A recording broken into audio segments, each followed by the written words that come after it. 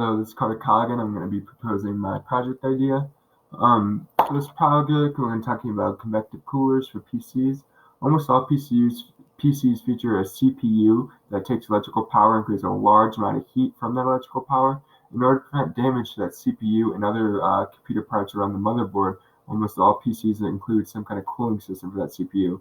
Most PCs rather use a water cooling system or an air cooling system. My PC has this air cooling system shown below. And in this system, you have the silicon side of the CPU chip connected to an aluminum heatsink by thermal paste, which is kind of like glue. And that aluminum heatsink has fins coming off of it.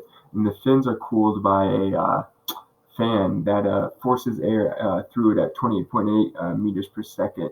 And basically what I want to do is find the temperature difference between the chip and the surrounding air based off of if the CPU creates 100 watts. In order to do this, I looked up a few things about my cooler. The first is the thermal conductivity of the silicon on the CPU, the thermal paste, and then the aluminum heatsink, which is 205 watts per meter Kelvin. And I also counted out in my CPU cooler has 30 fins that are 1 millimeter thick and 1.5 centimeters long. And then based off the 28.8 meters per second that my fan outputs, the H for the air is actually going to be 44 watts per meter squared Kelvin, which makes sense because it's forced convection and not normal, non-forced convection.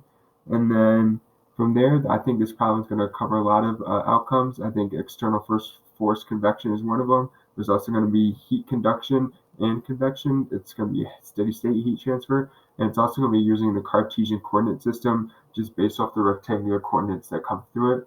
In the end, this problem is going to need to assume that's one-dimensional heat transfer and that like the constant steady state and it's constant thermal conductivity is everywhere. That'll be it. Thank you.